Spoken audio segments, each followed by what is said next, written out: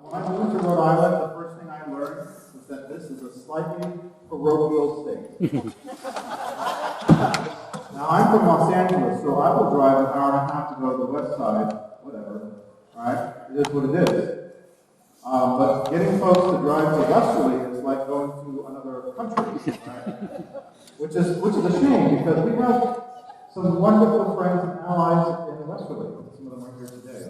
With some of our Quaker colleagues who are here. So all across the state, one of the things we've been doing with the State Council of Churches is expanding our presence, reconnecting with all of our partners, all of our denominational heads, finding new partners, and showing up in all the places where justice needs to be done from a faith perspective. So from our view, this is the beginning. This is step 1A today.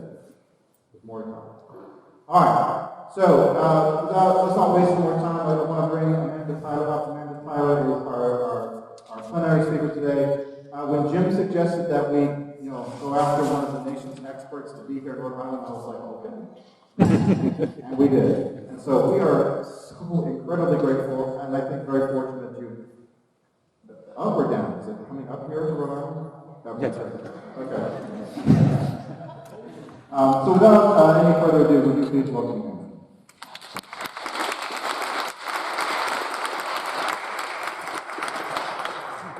Well, thank you so much, Jeremy, and to all of you for being here today. I did come up from Dallas. It is not an easy place to get to in the off season, but I'm so glad that I did. It's wonderful to be with you all here today. I really want to commend the organizers and the committee on this conference, and just looking at what lies ahead. I think it's going to be difficult to choose which session to go to this afternoon because you have so many wonderful offerings. And so I view my talk here today as a way to kind of provide a framework for these conversations that will happen for the rest of the day.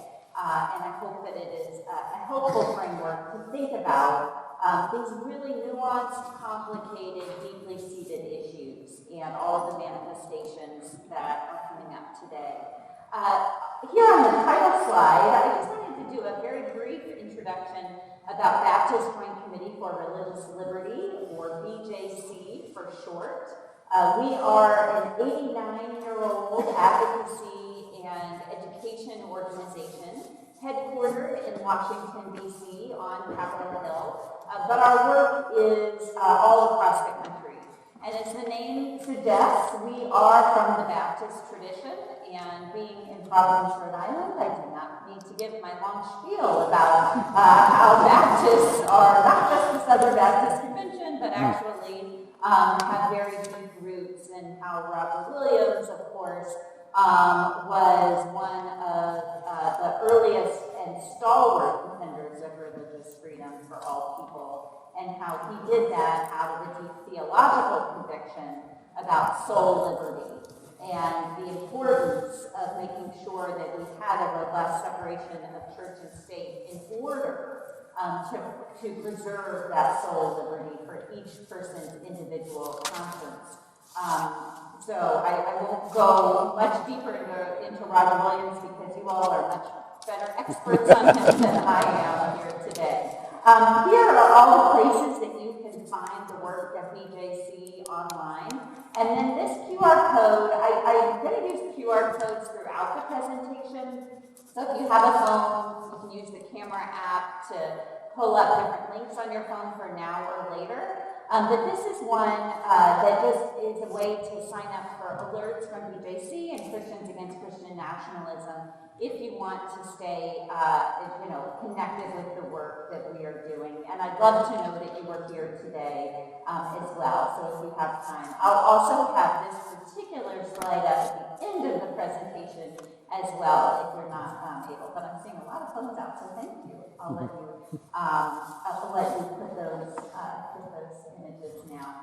Well, BJC, as I mentioned, has been around for 89 years, and our work for most of that time was really centered in the halls of power in Washington, in legislative advocacy with Congress, filing briefs with the U.S. Supreme Court. We filed in almost every church state case before the court since 1947, and continue to do that with, we're involved in filing briefs in cases that the court is hearing this very term.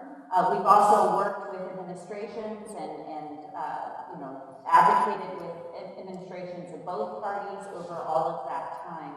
But several years ago, we began to really sense a conviction that more was needed than just our advocacy in Washington if we were really to fulfill our mission of faith freedom for all people. And that's because of this growing violent iterations of Christian nationalism. And so it was at that time in 2019 that we started a campaign called Christians Against Christian Nationalism. And the words of James Baldwin really are appropriate here. James Baldwin wrote, "Not everything that is faced can be changed, but nothing can be changed if it is not faced." And we thought it was important to face head-on Christian nationalism and to understand what this ideology was. And so I want to start out, as I do whenever I talk about this topic, with some definitions, because I think it's really important that we have a common framework and language for what we're talking about. So I want to start with a general definition of religious nationalism as a fusion of national and religious identities and goals, and it's a recurrent problem throughout history and around the world today. I think that Christian nationalism goes back at least to the time of Constantine. So the time when the Christian religion was chosen as an official religion of empire. Christianity, I would suggest, was never meant to be a religion of empire, as we'll talk in a theological way later in the presentation. And since then, it has had many different manifestations. Being in Rhode Island, I can't help but say Roger Williams himself was a target of Christian nationalism in the Massachusetts Bay Colony. We can look around the world today and see examples of religious nationalism in places like Russia, India, Hungary, a number of African countries, including Zambia, Nigeria, and Ethiopia. We can see it in Israel. Religious nationalism is all over the world. It is not unique to the United States. That said, because of the unique history of the United States, we have a particular kind of Christian nationalism in the U.S., and so that is what I'm going to focus most of the time here talking about. But I wanted to start with this definition of religious nationalism because we can't think about it as completely distinct from what's happening around the world today. So for a definition of Christian nationalism, and this QR code will take you directly to the Christians Against Christian Nationalism website, where we have a number of different resources if you want to check those out now or later. So Christian nationalism is a political ideology and a cultural framework that seeks to merge American and Christian identities. Put another way, Christian nationalism suggests that to be a real American, that one has to be a Christian. And not just any kind of Christian, but a Christian who holds fundamentalist religious beliefs that are often in line with conservative political priorities. Now, hear me well. Just to hold fundamentalist religious beliefs, or just to have conservative political priorities, does not mean that one is embracing Christian nationalism. But to believe that to be a true American, that one has to hold those beliefs, that is a definition of Christian nationalism. I also want to talk about white Christian nationalism, because in the United States context, we cannot understand Christian nationalism without grappling with white supremacy and racial subjugation. And so we talk so that's how we define white Christian nationalism. Now, I will use in my talk today and in other public comments, I use Christian nationalism and white Christian nationalism interchangeably. But I often prefer Christian nationalism because I think there's something about saying white Christian nationalism that suggests that one has to be white to embrace Christian nationalism, or that one has to be Christian to embrace Christian nationalism. And as we'll look at some of those studies, that is not necessarily the case. But by using Christian nationalism, I am not at all trying to avoid the topic of racism and white supremacy. Christian nationalism in the U.S. context creates and perpetuates a sense of cultural belonging that is limited to the very narrow group of people who held power at the beginning of this country. Those people were white, Protestant, Christian men who owned property. Everyone else had less rights to varying degrees from that very narrow circle of people. And white Christian nationalism perpetuates the idea that is, because that's how it was, that's how it still should be. And it pursues policies that limit belonging and full rights to that narrow group of people. And so the Christian and white Christian nationalism is less about a given theology or religious identity and more about an ethno-national identity of whiteness. I also want to talk throughout this presentation about how white Christian nationalism is not a new thing. It might be a relatively new label for something that is very old. And one particularly stark example of white Christian nationalism is the KKK. Right now, thankfully, largely a fringe movement, but 100 years ago, a very mainstream organization in this country that used Christian symbols, Christian language, and had this toxic mix of Christian nationalism, violence, and racism, directing their racialized terror at Black Americans, but also at Jewish Americans and Catholic Americans as well. And so we have so many examples from our past of this overtly white supremacist and racist iterations of Christian nationalism, but we also have less obvious, but still equally pernicious examples in our current context as well. I want to talk about some of the markers of Christian nationalism. One is this heavy reliance on this mythological history or idea of America as a quote-unquote Christian nation. This mythology suggests that America was founded by Christians in order to privilege Christianity in law and policy. The history here is more like mythology because it is a cherry-picked version of history. It takes quotes out of context. It overemphasizes the religious biographies of certain founders while de-emphasizing the others that are not convenient to the mythology. In some variations, it actually suggests that the founding documents were divinely inspired. It has this idea that God's providential hand has been guiding the United States through history. In a theological way, it is a gross distortion of the gospel. John's gospel says, "For God so loved the world." It doesn't say, "For God so loved the United States." But that's the story that Christian nationalism and this America as a Christian nation continues to tell. It's an exaggerated form of American exceptionalism or even civil religion. And we see these examples of civil religion in the form of generic references to God or religion, like national motto, "In God we trust," "One nation under God," "God bless America." These very common statements and phrases that have become so core to the national conversation that we almost don't even hear it. But it reinforces every time we say those things or read those things, this mythology of America as a Christian nation. And this idea undercuts not just this theological idea, but also undercuts the actual constitutional history of the United States. A history where the framers made a very deliberate choice to disestablish religion from government control.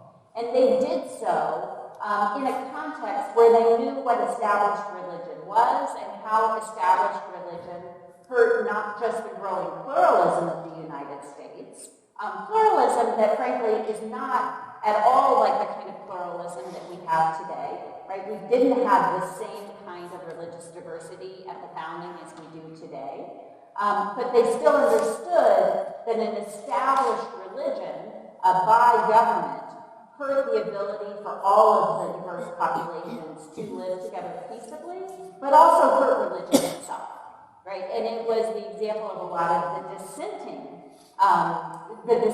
people in the time, people including Quakers, Baptists, Presbyterians, people who weren't in the established religions, that were able to advocate for the inclusion of religious freedom in the founding documents. And so when kind of trying to myth bust or counteract this mythological history of the United States as a Christian nation, one of my favorite places to go is not by trying to match quote for quote, and get into this dueling kind of idea of which document do we point to. I actually just go to the U.S. Constitution. And in the U.S. Constitution, there is no mention of God, there is no mention of Christianity or Jesus, and the only reference to religion in the original document is Article 6, which prohibits religious tests for public office. And so my argument is, if indeed these framers were trying to establish a Christian nation, they did so in about the most ineffective way possible, by prohibiting religious tests from the very beginning. And that's because they weren't trying to set up a Christian nation. In fact, they were trying to set up a nation that was very different from the empires that they had declared independence from. And so if they made that official in the First Amendment to the U.S. Constitution, the first 16 words, Congress shall make no law respecting an establishment of religion or prohibiting the free exercise thereof. And these dual guarantees of no establishment of religion by government and the free exercise for individuals and organizations, those things together created the framework for religious freedom, an ideal of religious freedom that frankly we haven't ever fully achieved, right? But that I think we have a constitutional framework to work from. And so the repeating of the Christian nation mythology ignores this very real history, this very real constitutional text, and continues to be a threat to religious pluralism and religious freedom in a pluralistic democracy. In trying to kind of deepen our understanding of Christian nationalism, I want to talk about what it is not, right? And so I want to talk about Christian nationalism versus Christianity. First, Christian nationalism is a form of idolatry.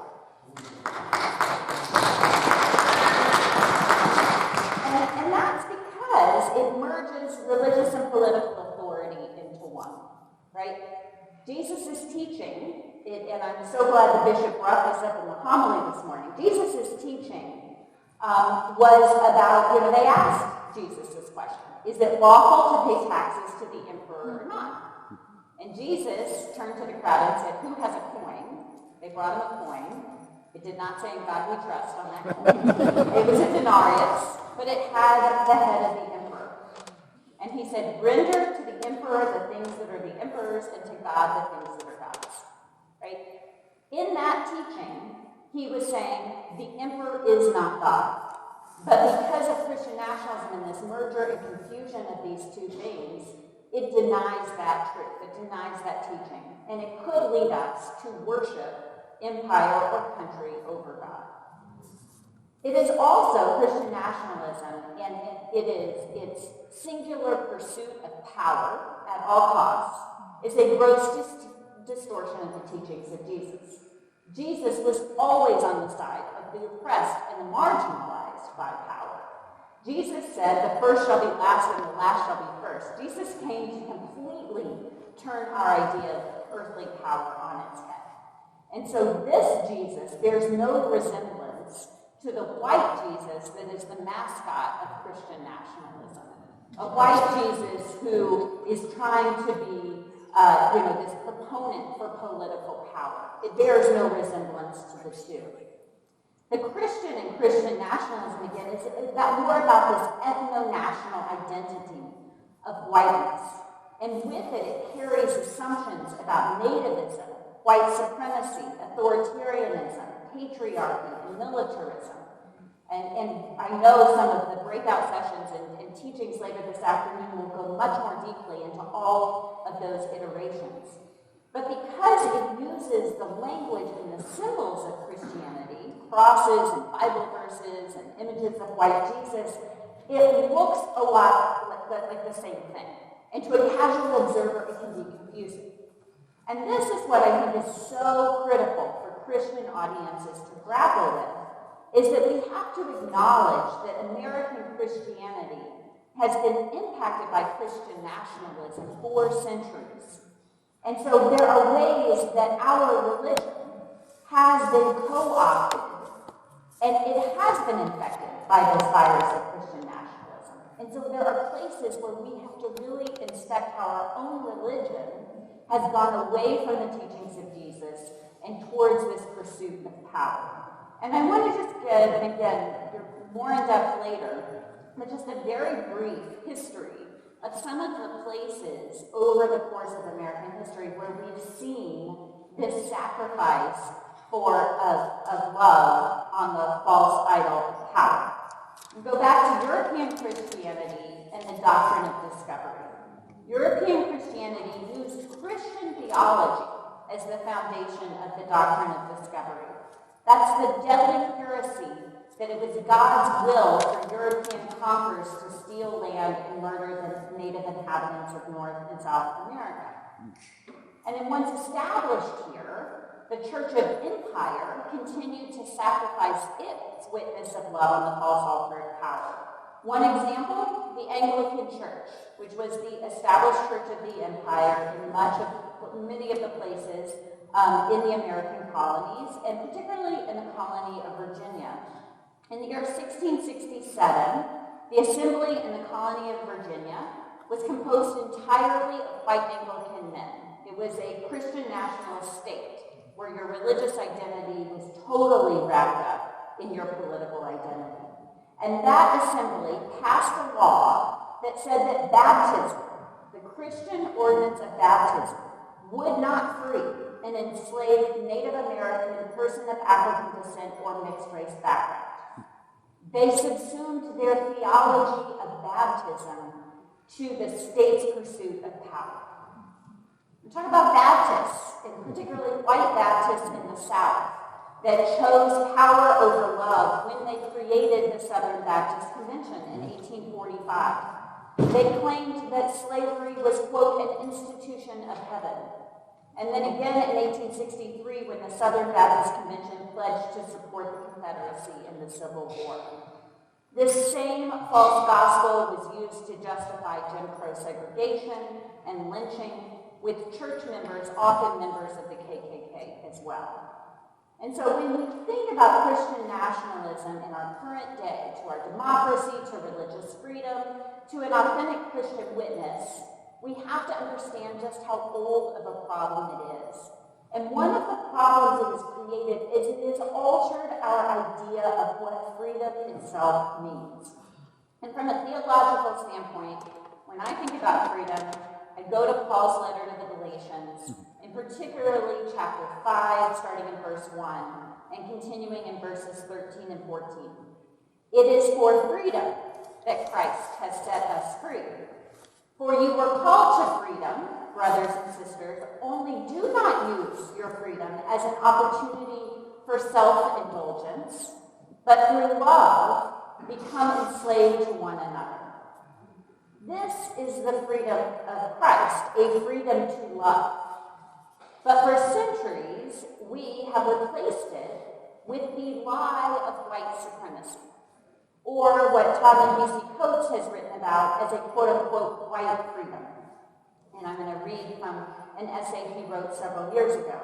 He called white freedom a freedom without consequence, freedom without criticism, freedom to be proud and ignorant, freedom to profit off of people in one moment and abandon them in the next, a stand your ground freedom, freedom without responsibility, without hard memory, a Monticello without slavery, a Confederate freedom, the freedom of John C. Calhoun, not the freedom of Harriet Tubman, which calls you to risk your own, not the freedom of Nat Turner, which calls you to give even more, but a conqueror's freedom, freedom of the strong built on antipathy and indifference to the weak. And so as Christians, and particularly as white Christians, I think we have to grapple with the way that for centuries our idea of freedom has been changed. And if we are going to get out and actually dismantle Christian nationalism, we have to be honest with ourselves and in our congregations and in the work that we do about the history and what is our work to do in the present. So I'm going to shift here from talking about Christian nationalism and Christianity and talk about how Christian nationalism is different from patriotism. And I want to acknowledge from the beginning that patriotism is a complicated topic. Some people would say that there actually is no room for patriotism if you are really following Jesus. I don't think I would go quite that far because I'm going to define patriotism as a love of country. And like all loves, it has to be freely chosen. And there is not one way to be patriotic. There are many ways to be patriotic. We can love our country enough to want better for it. We can love our country enough to want it to live up to the promises and to actually become a place that is flourishing for all people.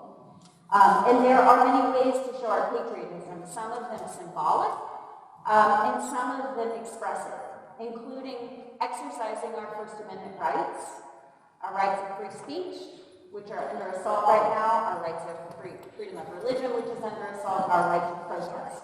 All of those, I believe, are expressions of patriotism and should be accepted as such.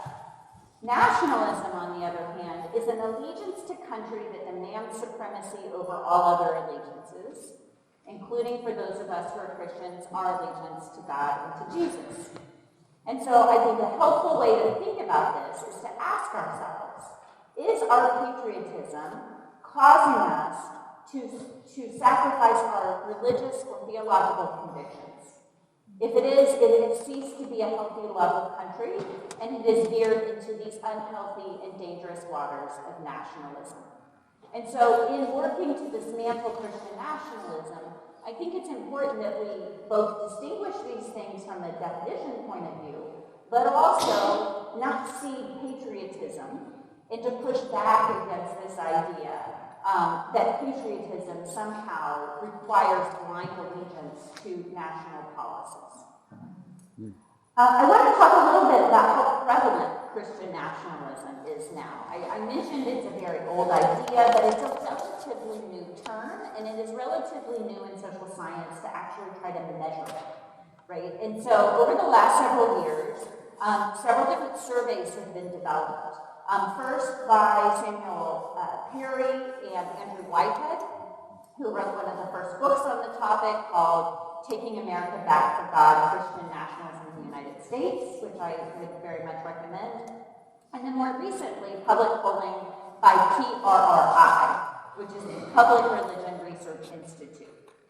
Now, when these social scientists survey, they do not ask people, are you a Christian nationalist? Check yes or no. That is not a reliable way to measure for a number of different reasons. Instead, they give statements that are kind of tracking to some of those markers of Christian nationalism that I talked about earlier. And they ask people how much do they agree or disagree with statements like these. And they can strongly agree, disagree, strongly disagree, or say, I have no idea what this is. And so these are the statements that they use. That the U.S. government should declare America a Christian nation. If the U.S. moves away from our Christian foundations, we will not have a country anymore. U.S. laws should be based on Christian values. Being Christian is an important part of being truly American. And then this last one, God has called Christians to exercise dominion over all areas of American society.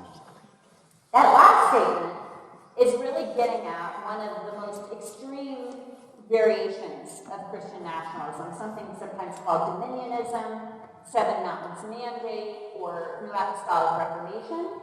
And so I think I just wanted to pause there to say that some of these others, you might kind of be thinking, especially the one about U.S. laws should be based on Christian values. I often get kind of some pushback there about what exactly that means, and I think there is some gray area there. This last one, there's not a lot of gray, right?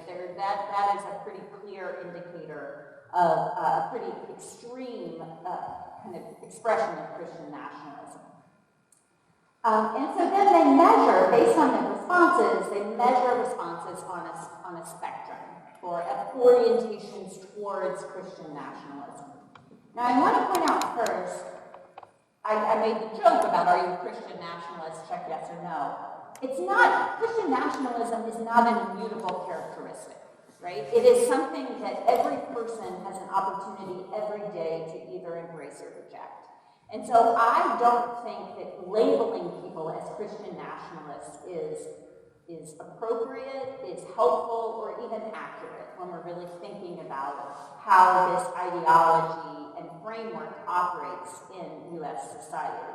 And that's also reflected in the way that the social scientists study it. So at one end of the spectrum, people who strongly disagree with all of those statements, they are called rejectors of Christian nationalism, and that's about a third of American society. So that's somewhat encouraging, I would say. At the other end, you have adherents to Christian nationalism. Those are people who strongly agree with all those statements.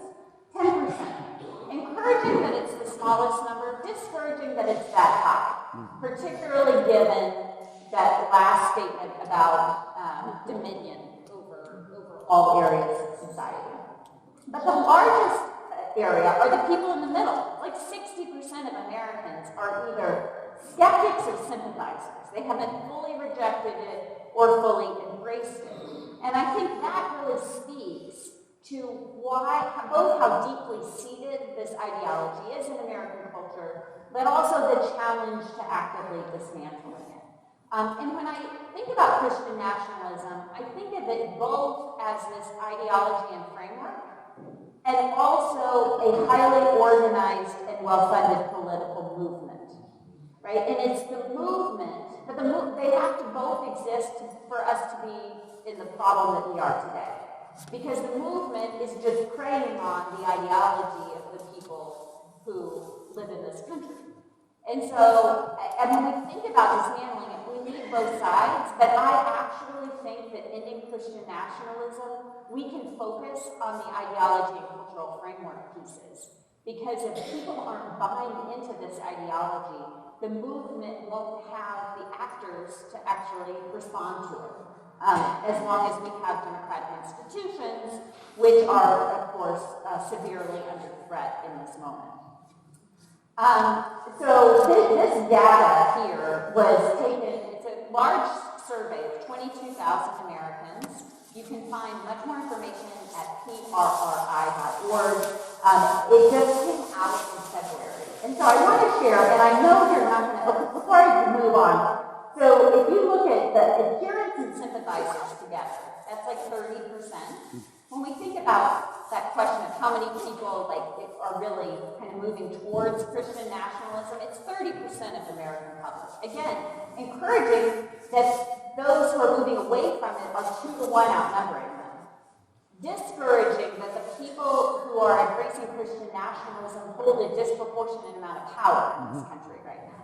Right? So it's an anti-democratic, small d democratic, anti-democratic force that's forcing that ideology on the whole country.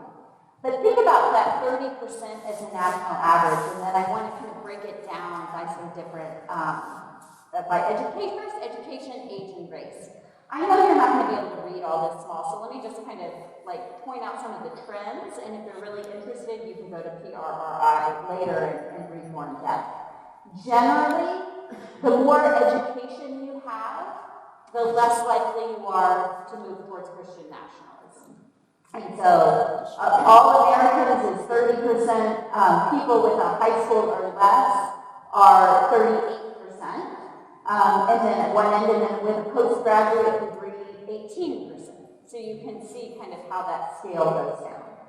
In general, the younger you are, the less likely you are to embrace Christian nationalism. But one troubling thing that showed up in this data, if you're 18 to 29, you're more likely than if you are 30 to 49. And I'm going to talk in a bit about how public education has been a target for Christian nationalism. And some of that strategy might be showing up in younger people actually embracing it more than the generation that's ahead of them. And then by race, and this I think is something that really requires more in-depth conversation and also shows some of the inadequacy of some of the questions. So I was quite surprised. I knew that it was with all racial groups, right? That there was some, and I mentioned that earlier. But in this survey, the number of adherents and sympathizers who identified as Black was actually more than those who identified as white. And so in this survey, it was, I'm doing math in public, 34 for Black, and it was 30 for white. And so, but I think there is, and I've done quite a lot of talks with some scholars on Christian nationalism, including Dr. Damar Tisky. And he talks about how the interpretation of some of the questions that we had earlier is different from a Black experience, right? There is an aspirational of wanting again the U.S. to live up to U.S. values and to Christian values that might not be directly impacted, reflected. And PRI really shows this because they take these numbers about how much people embrace it, and then look at how likely that correlates to views on other issues like anti-Black racism, anti-Semitism, patriarchal views, and so you can kind of see that play out. And so I point that out that there's a lot of nuance in some of this data, but also just point out that it's in all racial groups. That to embrace white Christian nationalism, again, you don't have to be white and you don't even have to be Christian. So this is religious affiliation. People often ask, or I think assume, that Christian nationalism is just a problem in white evangelical churches. It is not just a problem in white evangelical churches, though it is undoubtedly the biggest problem in white evangelical churches. So again, you've got a 30% average. In white evangelical Protestant churches, it's more than double. 65% of the respondents in this survey who identified as white evangelical Protestant were either sympathetic or adherent. That is a remarkable statement, and it really points to what exactly is happening in a lot of white evangelical Protestant churches. What is being taught and what is being worshipped in those churches that have this kind of outlier from the rest of the U.S. population. The only other group that was more than 50% was Hispanic Protestant, which again has been heavily influenced by white evangelical Protestant churches.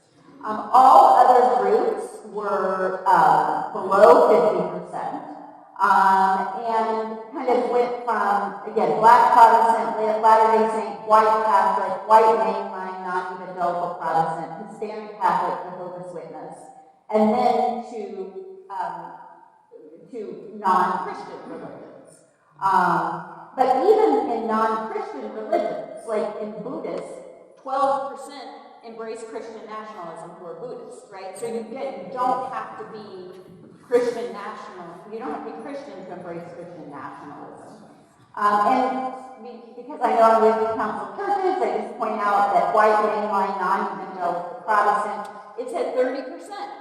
National average, right? So it is an issue as much in white mainline churches as it is in the U.S. population at large. Interestingly, more likely to be sympathetic to it than fully adherent to it, right? But it's still a problem if we're just sympathetic to it because we are complicit in allowing it to continue to foster.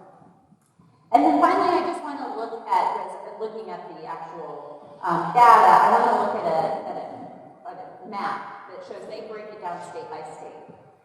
The blue and the darker the blue, the more you have adherents and sympathizers to Christian nationalism. You can see a definite geographic trend in this map, right? The south and Midwest going up to the northern mountain west. Rhode Island, this is an old picture. So this is from 2023. And this is really fascinating because the number in Rhode Island in 2023 was 26. This is actually among white Americans. It's now down to 16. So maybe it's the people who were asked, but maybe it was also, some efforts to try to dismantle Christian nationalism, which is encouraging. But well below the national average here. Doesn't mean it doesn't exist, but well below the national average. I want to talk some about how Christian nationalism is showing up in the culture. Now that we have kind of a good idea of some of its frameworks and its iterations, one of the starkest places it showed up was on January 6, 2021, in our recent history.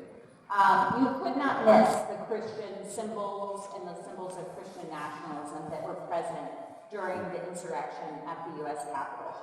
And soon after the insurrection, BJC worked with our partners at the Freedom from Religion Foundation to put out a report really detailing all of the examples of Christian nationalism, not just on January 6th itself, but in all the lead-up rallies, and how the language of Christian nationalism, that movement, was really used to try to unify a politically disparate group of people and to infuse their political cause with religious fervor.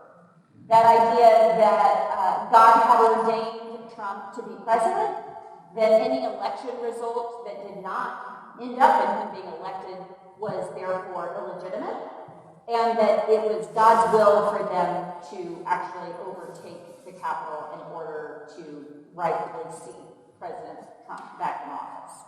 And that ideology, of course, is fundamentally anti-democratic, trying to subvert the will of the voters, and that in doing so led to extreme violence on that day. But that violence and that ideology did not end on January 6, 2021.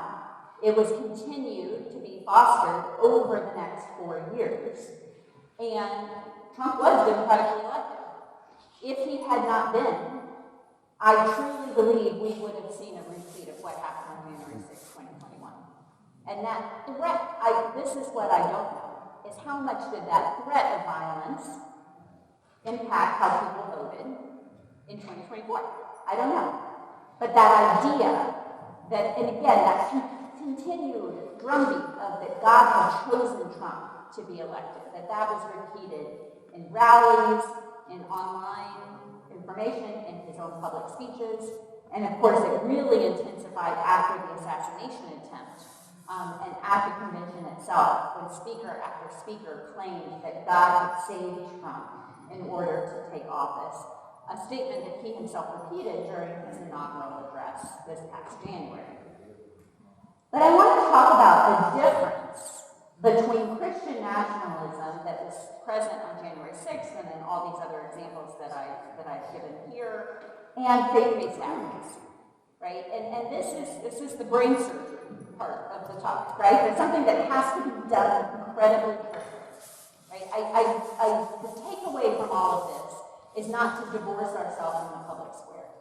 And Christians Against Christian Nationalism, our first kind of unifying principle is people of all faiths and none have the right and the responsibility to engage constructively in the public square. And so it is important that we bring our identities into our public advocacy, including our religious identities, if we have them.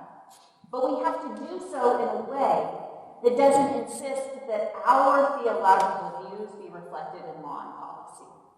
That's the mission of Christian nationalism. That's not how to engage constructively in the public square in a society that protects religious freedom for all people, in a society that is disestablished religion from government control.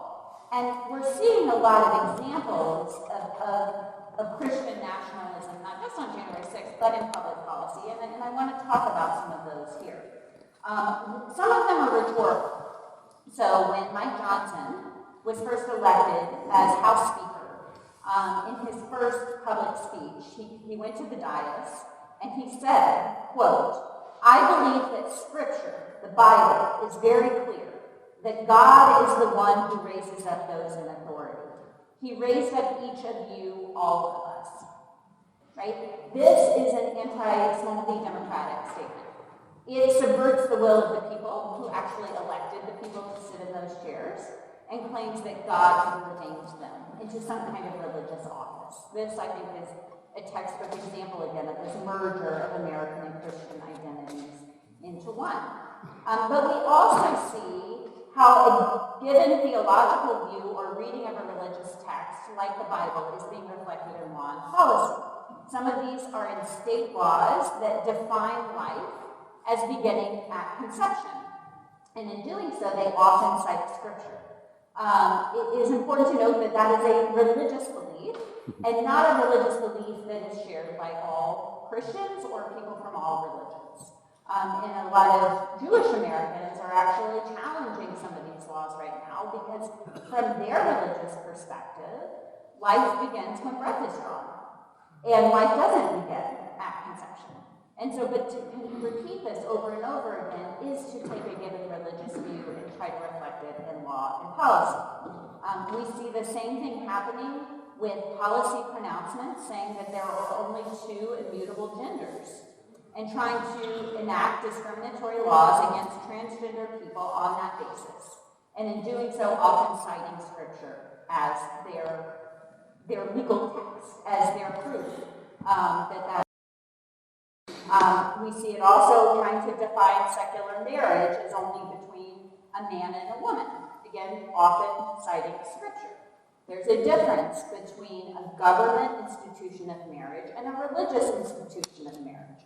Religions are free to define marriage and to conduct ceremonies of whomever they want, right? But the government definition of religion of marriage should not be reflecting only this one theological view. I also want to talk about how we see Christian nationalism showing up with regard to immigration policy, which of course is such a present concern all across this country, but I know also very much so here in Rhode Island. I want to go back to the PRRI statement or study. They asked people about their adherence to the Great Replacement theory. The Great Replacement theory is the belief that, quote, immigrants are invading our country and replacing our cultural and ethnic background. They found that, the 22,000 Americans they asked that, 36% of them agreed with the Great Replacement theory. That is, again, a minority, but still alarmingly too high. But when they broke it down by how much people who adhere or sympathize with Christian nationalism hold that belief, it was more than double. Adherents, 68% of the adherents agreed with the Great Replacement theory, 62% of sympathizers agreed with it, compared with just a third of skeptics and fewer than 1 in 10 rejectors. So if you reject Christian nationalism, you are almost certainly going to also reject the Great Replacement theory. Similarly, only 35% of all Americans agreed with this statement. Immigrants entering the country illegally today are poisoning the blood of our country. 35% of the respondents agreed with that statement. That is alarmingly high. Adherents, though, 69% of them agreed with that statement. Sympathizers, 58% agreed with that statement. So this ideology is helping drive these other discriminatory ideas that are impacting the lives of our neighbors and our communities. I want to talk also about how Christian nationalism shows up in our churches, in our liturgies, in the way that we might have symbols, American symbols in our worship spaces, in the songs that we sing, in the way that we interpret Scripture through a lens of American patriotism and and not through a gospel of love and a religion that is for all. And so part of that, and I talked more at length earlier, part of, I think, the work of Christians is in our Christian communities to really interrogate how Christian nationalism has seeped into our understanding of what it means to be Christian. Christian nationalism in our schools. I know there's a whole breakout on this afternoon, but here are some of the examples of how we're seeing it show up. The teaching of a Christian nation mythology in place of a more honest and accurate accounting of history.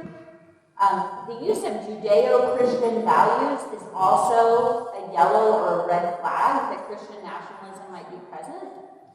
It is giving a window dressing of inclusivity, but it is, one, being exclusive to people who aren't Jewish or Christian, and two, it is insulting or even anti-Semitic to claim Judeo as a modifier of Christianity. Judaism is an independent religion. It is not just an intro to Christianity. And to suggest otherwise, the way that Judaism is often, or Hebrew stories are often interpreted in some of this public school curriculum is through a Christian lens. That is, again, really not respectful of Judaism and at times openly anti-Semitic.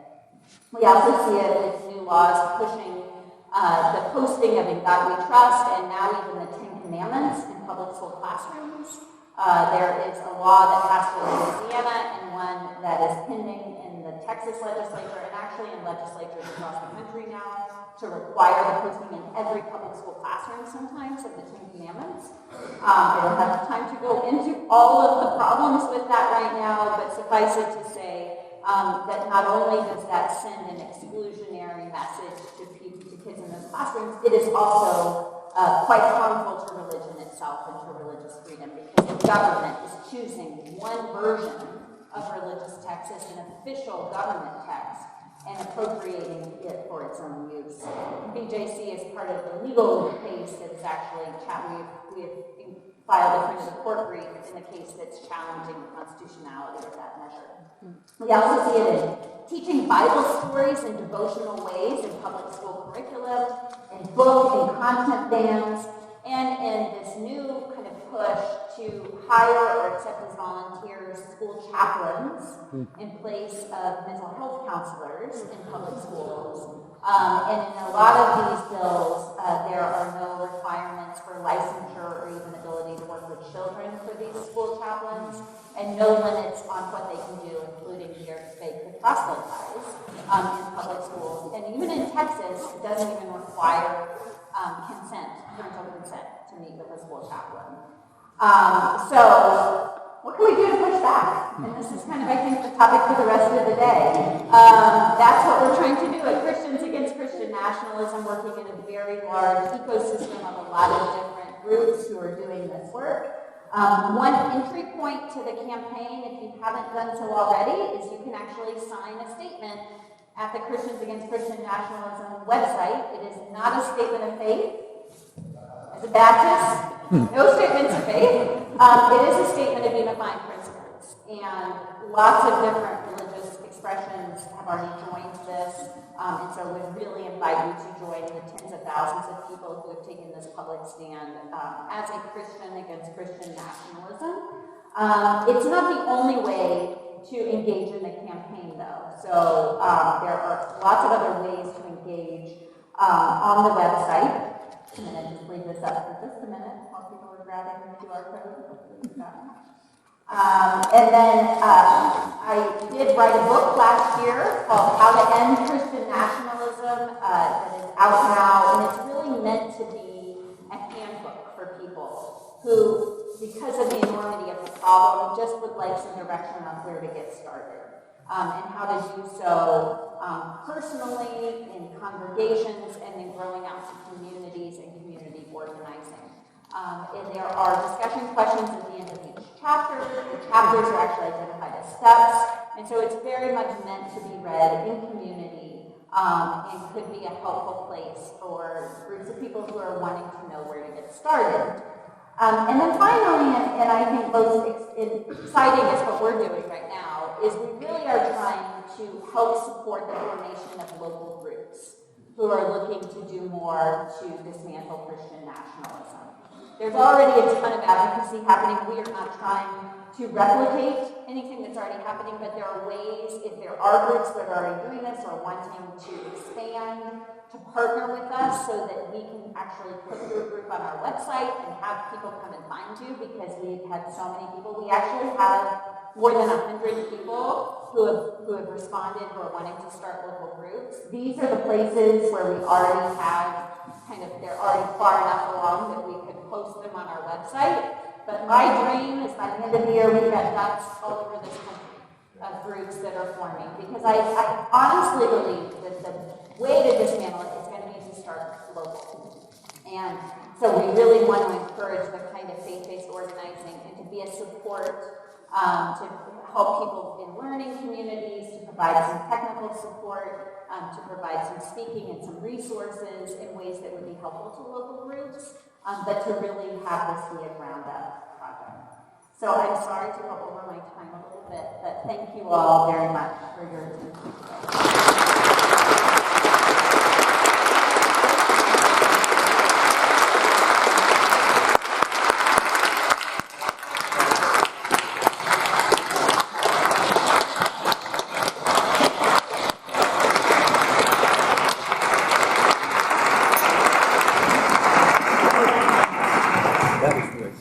So we're going to take 2 minutes to reset the stage here. If you don't have to leave the room, please don't. Just stay here.